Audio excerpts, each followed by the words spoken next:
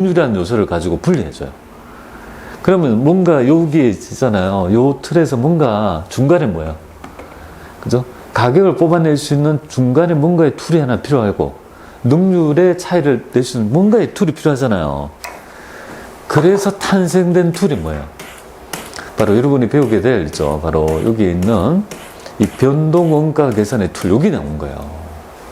지금 여러분이 보시면 얘가 96,000원 생각하면 돼요. 96,000원 실제치. 그리고 여기 뭐예요? 바로 고정 예산이 아니고 뭐예요? 여기 산출량 변동 예산이죠. 요거 산출량이 뭐죠? 실제 조업도를 실제 산출한 양이잖아요. 산출한 양을 기준으로 한 변동 예산이죠. 여기 되는 거예요. 요 총차이가 나오잖아요. 총차이가. 근데 이 총차이만 가지고 규명하면 뭔가의 정부의 그죠 의사결정에 좀 퀄리티가 떨어지잖아요. 그러니까 중간에 뭐예요? 여기에 있는 요소 있죠. 여기에 있는 요거는 같잖아요. 타 차이가 뭐죠? 요거는 같고 차이가 그죠? 요거랑 요거 요소 여기 실제 가격과 표준 가격이거든요. 가격적인 차이. 그 다음에 요거는 같고 여기에 있는 있죠. 양인데 양의 차이. 요렇게 해서 이제 분석 툴이 나와요. 요거는 지금 곧 배우게 될 거고요. 진하게. 일단은 여기에 이 변동 예산이라는 거 할 때 마지막 있잖아요. 얘가 이제 가장 중요하다 이렇게 보시면 돼요. 그래서 요 변동 예산의 의미는 뭐예요? SQ는 뭐죠? 실제 산출량에 허용된 표준 수량이라는 개념을 가지고 말씀드립니다. 자, 요거는 지금 곧 차이 분석을 배워볼 거고, 우리가 지금 결국은 저 차이 분석에서 세 문제가 나와요. 저 차이 분석한 툴에서 세 문제가, 5문제 중에서 차이 분석 툴에서 세 문제가 나와요. 고정비 하나 나오고요. 그다음에 이론 하나 나오고, 이렇게 해서 5문제가 나와요. 그리고 여기 있는 게 대부분이 거기서 출제되니까 이걸 이제 익혀봐야 되겠죠. 자, 그러면 이제 우리 실제 가볼까요? 표준원가 계산?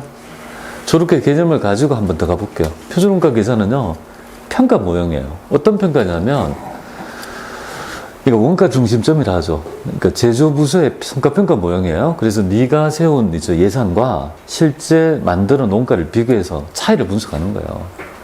그래서 이제 가격과 능률이라는 차이를 분석해서 의사결정할 때 이제 도움이 되도록 이 분석하는 모형인데, 여기서 가장 중요한 부분이 바로 이거예요.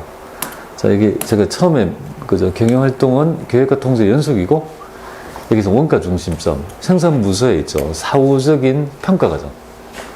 평가 과정이 필요하다 이렇게 돼 있어요. 그래서 여기가 이제 그 다음 중요해요. 생산부서의 성과평가는 뭐예요? 목표 생산량의 달성 여부가 아니죠. 목표한 양은 몇 개입니까? 100개잖아요. 100개를 만들었는지가 중요한 거 아니라고요. 뭐가 중요하다고요? 실제 생산량 몇 개 만들었어요, 지금? 80개를 만들었잖아요. 네가 만든 80개를 너 부서에서 오로지 능률적으로 생산했는지가 중요한 평가의 자체가 되는 거 아니겠습니까? 네가 정상적이라면 1,000원씩 만들었으면 8만원 들었을 건데 1,200원 들었으니까 200원에 이상한 요소가 있다는 거 아니에요. 얘가 뭐냐 이거지. 뭐 때문에 나타나냐 이거잖아. 그냥 이렇게만 하면 차이만 나타나지 의미를 모르잖아. 그러니까 가격과 능률로 나눠가지고 이 툴이, 그죠? 분석하는 툴이 그죠? 이 모형이 나온 거다. 이렇게 보시면 되겠습니다. 이 의미 아시겠죠? 왜냐? 이는 목표 생산량 100개는 누구에서 결정돼요? 아니, 영업부에서 결정되니까 생산부서가 통제할 수 없는 양이잖아요. 그러니까 그게 중요한 가치가 아니다. 그러니까 방금 봤잖아요. 요걸 가지고 평가하면요, 이상한 결과가 나온다. 그래서 어떤 평가의 기준은요, 변동예산. 변동예산, 이 변동된 건 뭐죠?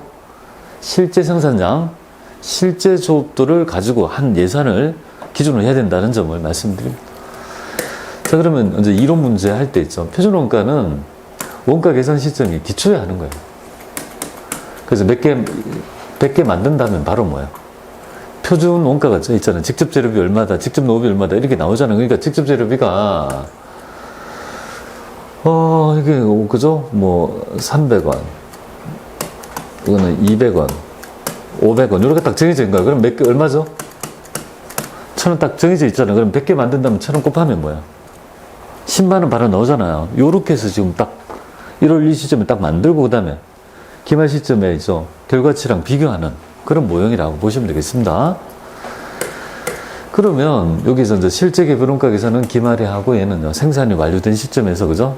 제조 간접비만 예상치 서서 나중에 차이를 조정하는 거고, 얘는 아예 모든 원가는 뭐예요? 표준치를 가지고 예상치를 가지고 하는 모형이다라고 보시면 되겠습니다. 그 시험에 여기 나와요. 표준원가는 뭐가 좋은지, 뭐가 한계인지에 대한 이 이론적 개념을 물어보더라, 그죠? 그래서 한번 볼게요. 그냥 이 과정을 들으실 때 계산에 매몰되지 말고 왜 이 모형이 나왔는지를 좀 이해하면요, 모형이 쉬워져요. 근데 그런 모형 없이 하려니까 힘든 거예요. 자, 해볼게요. 일단 실제 원가를 짓게 하기 전에, 실제 원가는 요거잖아요. 기말이잖아요. 하기 전에 뭡니까? 원가를 너무 신속하게 할 수 있죠. 양만 정해지면 일요일날 바로 원가가, 그죠? 예상치지만 딱 표준 원가가 정해진다. 그 다음에 있죠. 표준과 실제 원가를 비교해서 성과평가에 이용할 수도 있고, 여기 성과평가 모형이에요. 요거는. 그 다음에 차이를 규명해요. 뭐 때문에 차이가 나는지를 규명해서 우리 회사의 위크포인트 있죠. 잘 모르는, 잘 통제가 안 되는 예외적인 부분이 있잖아요. 요런 놈을 관리하기에 상당히 용이하다. 그래서 그를 통해서 뭡니까? 원가를 효율적으로 통제할 수 있는 장점이 있더라, 그죠? 그리고 여기서 이제 알아야 될 점이, 그러면 해보니까 불리하다는 거는 내가 생각보다 원가가 더 들었다, 같다는 거고, 만약에 반대라면요. 내가 효율성이 있다, 이 말이잖아요. 그러면 불리한 차이만 규명하고 유리한 차이는 그저 새로운 분석에 반영하지 않겠습니까? 아니에요. 여기 시험이 잘 나와요.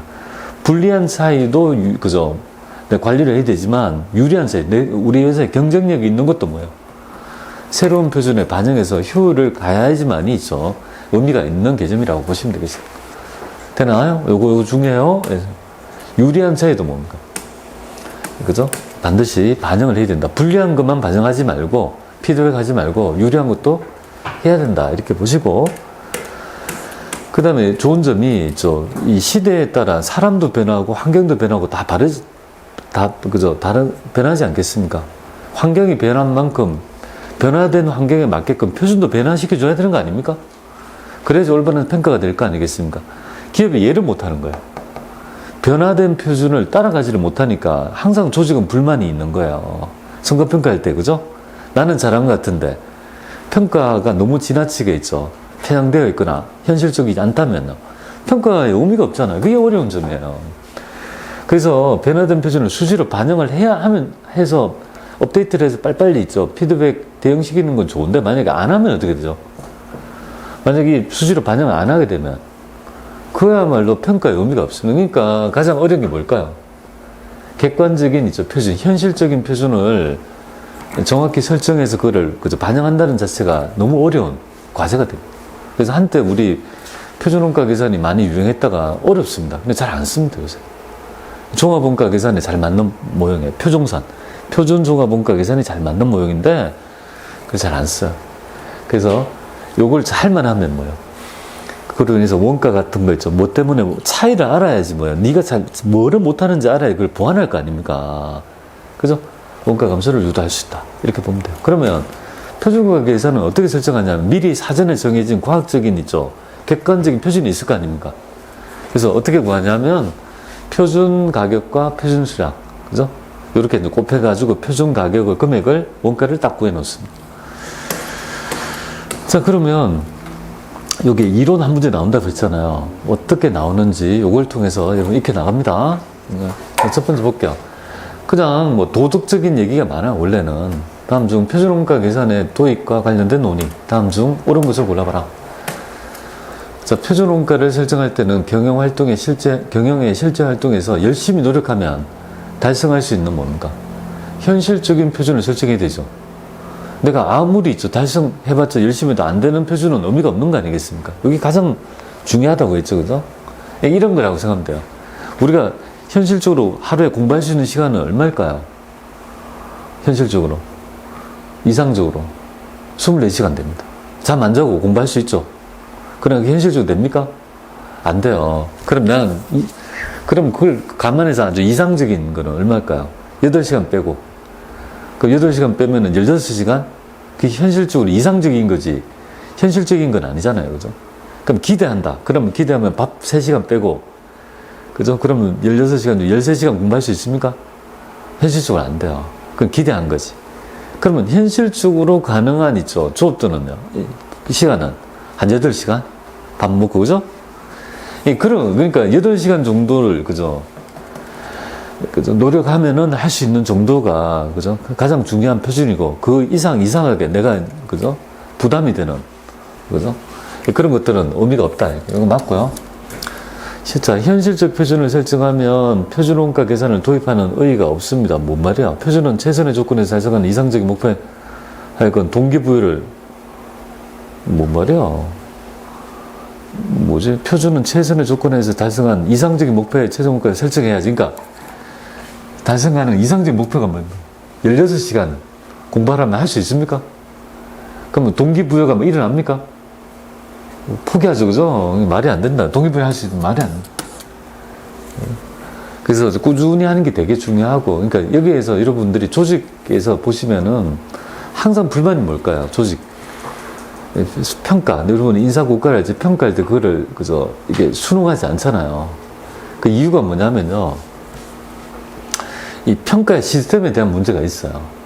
과연 그 평가를 받아들이지 않는 이제 뭔가 거부감이 있거든요. 안 되고, 그 다음에 자, 표준원가와 실제 발생원가의 차이를, 그러니까 실제 취업 표준을 정해놓고 성과평가 및 보상과에 연계한다. 그 성과평가해서 좋으면은 보상과 인센티브 줄게 하는 경우에, 이런 경우 일반적으로 많습니다. 종업원은 자신에게 불리한 예외상을 숨기려고 하는 요인이 있습니다. 맞아요.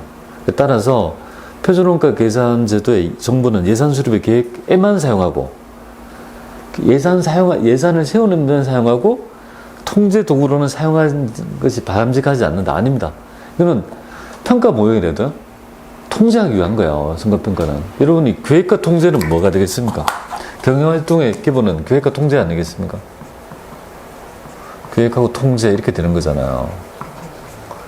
계획은 이제 예산이죠. 예산을 세웠죠. 그죠? 통제는 성과평가예요.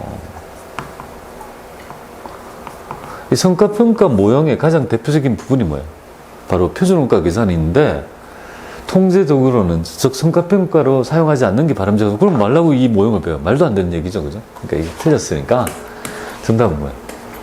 1번이 된다는 점 말씀드립니다. 이렇게 해서 이론적 베이스를 물어본데, 이론 중에서는 괜찮은 모형이 그리고 또 최근에 나왔던 2020년도에 있죠. 또 공개된 있죠. 우리 표준원가 계산에 대한 얘기 한번 볼게요. 자, 실제 원가를 가지고 사용했던 3일은 이제 표준원가를 한번 계산해 보려고 이런 제도를 도입하려고 검토를 하고 있는 거야. 그에 따라 원가관리부서의 실무 담당자들이 알아같이 뭐 얘기를 하고 있는 모양이에요. 근데 이 뭐 황 부장, 강 부장, 관 과장, 뭐 부장, 과장, 대리, 사원이 있네요. 그 중에서 가장 이상한 소리 하고 있는 인간은 누구냐 이 말이잖아요. 누구인가 한번 보겠습니다. 강 부장이 볼게요.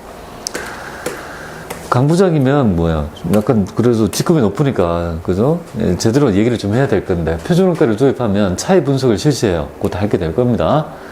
차이 분석의 결과는 단계만 유용하고 차기의 표준이나 예산 결정에 피드백되어 유용한 정보를 제공하지 않는다는 점을 고려한다. 무슨 말도 안 되는 얘기를 하고, 그죠? 유불리를 차이 분석을 통해서 유리한 차이와 불리한 차이를 전부 다 다음 그죠? 표준에 반영을 해주는 거죠. 시대에 따라 자꾸 있죠. 표준은 달라질 거 아닙니까? 그런 것들을 반영하는 게 되게, 그죠? 중요한 모양인데. 틀렸고, 나머지는 전부 다 맞는 얘기인데 볼게요. 황 과장은 이렇게 얘기해요. 표준원가 달성을 지나치게 강조하면, 그러니까, 네가 정했던 표준이죠. 이 정도를 달성한 원가를 막 쪼아대면 뭐야? 사람들은 뭐야? 제품의 품질을 희생하죠. 막 단가만 낮으면, 단가를 후리치면 뭐야? 표준을 맞추려면 퀄리티가 낮아지잖아요. 그 제품의 품질을 희생시킬 수 있고, 나쁜 범죄는 지나치게 있죠. 가격을, 이거 우리는 이 정도를 가격 맞춘다. 지나치게 요구하면, 그죠? 관계가 악화될 수 있으니까 상당히 뭐야? 신중을 기해야 된다. 이 맞는 말이고요.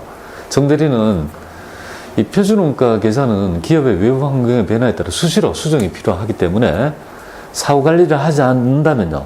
이게 되게 있죠. 원가를 왜곡할 가능성이 높고요. 이게 가장 문제죠. 표준은 사전에 과학적이고 통계적인 방법에 따라 적정히 산출을 하지만 표준원가의 산정이 객관적인 보장되기가 힘들고 많은 비용이 소요된다는 단점도 뭔가 이게 다 맞는 얘기를 하죠. 충분히 그죠? 맞출 수 있을 거라고 좀 보시면 돼요. 되게 많이 출제되는 부분이니까 꼭 이론 문제에서 하나 맞추시면 좋겠습니다. 자, 요것도 이론 문제 여기서 이제 쭉 다 넣을 거예요. 요거는 조금만 쉬었다가요. 요거 하고 그 다음에 차이 분석 그 다음에 해볼게요. 차이 분석 들어가도록 하겠습니다. 쉬었다 할게요.